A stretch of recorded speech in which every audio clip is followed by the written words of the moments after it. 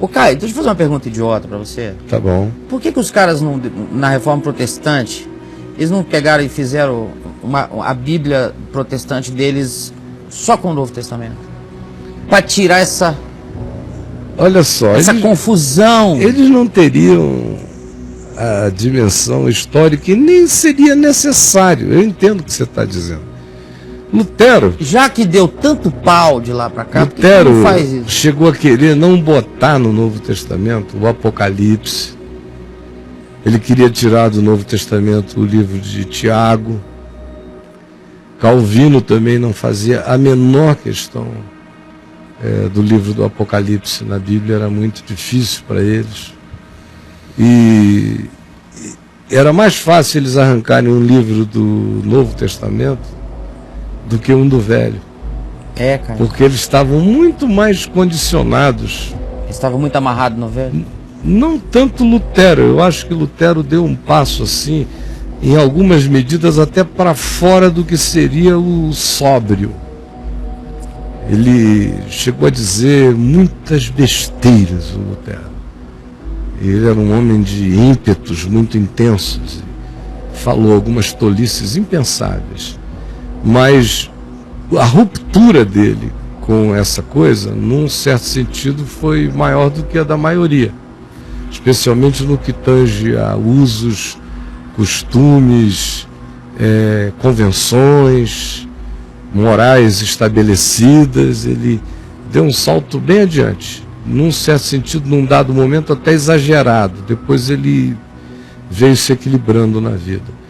Mas Calvino, por exemplo, não admitiria jamais se pensar em tirar um texto do Velho Testamento.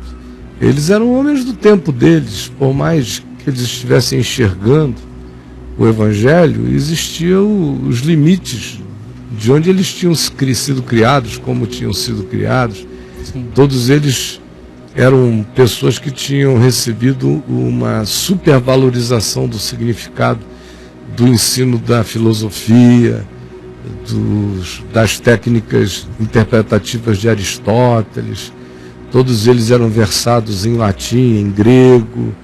Todos eles eram filhos da necessidade daquele certo culto, àquela metodologia.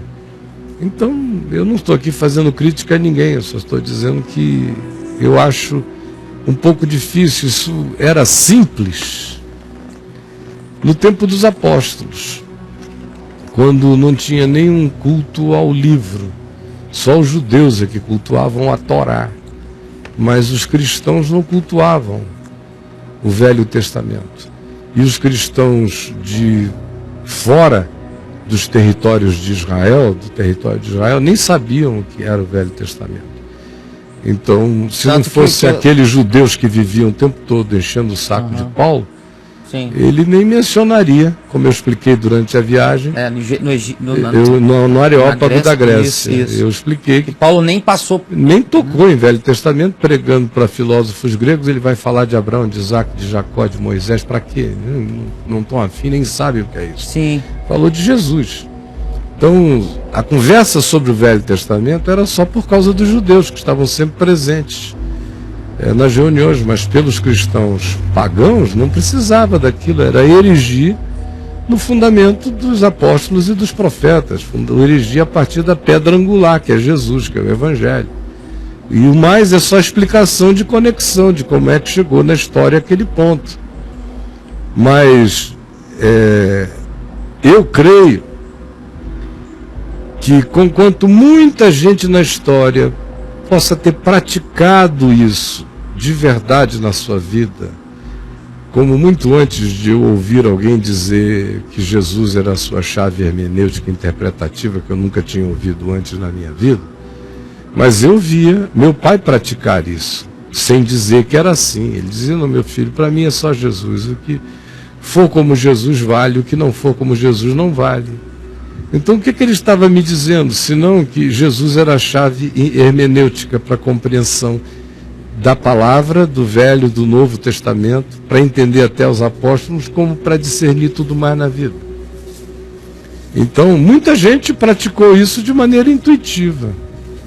Agora, nós vivemos tempo de um enxame interpretativo tão maluco, com um compartilhamento tão rápido dessas loucuras, que eu acho que é a graça de Deus que propicia a essa geração entender de uma maneira simples como uma equação que Jesus é a única chave hermenêutica a partir da qual eu posso ler toda a Escritura e ver dela o que continua vigente, ver nela o que Jesus consumou porque encarnou, e ver nela o que Jesus matou porque era contra nós, como diz Paulo, escrevendo aos Colossenses, porque era contra nós.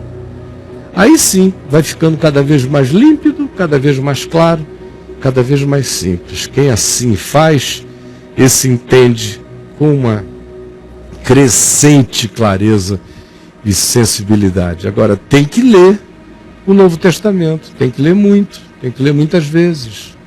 Tem que ter a paciência de ir comparando coisa com coisa, em Atos. Aí Paulo chegou em Tessalônica, morou em Tessalônica, vai lá e lê Tessalonicenses, o que ele disse para aquelas pessoas, vai fazendo isso.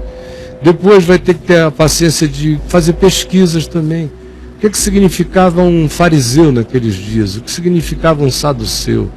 O que significava um herodiano? O que significava um coletor de impostos? O que significa, como eram tratadas as mulheres? Tudo o indivíduo acha aí na internet, em bons sites. Ele vai aprendendo a cultura da época, para ele vendo o impacto de Jesus. Quando ele vai vendo o impacto de Jesus, que ele só compreende o significado daquele impacto mesmo, quando ele entende a cultura da época, como é que as pessoas ouviam o que ele dizia, e como o que ele dizia era infinitamente mais bombástico para eles do que o é para nós em muitas perspectivas, aí a gente vê até onde ia a ousadia da verdade de Jesus, até onde ia o espírito da revolução de Jesus, até onde ia a impossibilidade de Jesus caber em qualquer sistema. E a gente vai vendo, de fato, quando vai sabendo isso. Aí vai ficando cada vez mais ousado para praticar o Evangelho na extensão do seu significado. E isso vai produzindo cada vez mais liberdade, vai produzindo cada vez mais confiança, mais segurança, mais certeza, mais estabilidade em você. É isso, bro. Maravilhoso, Caio.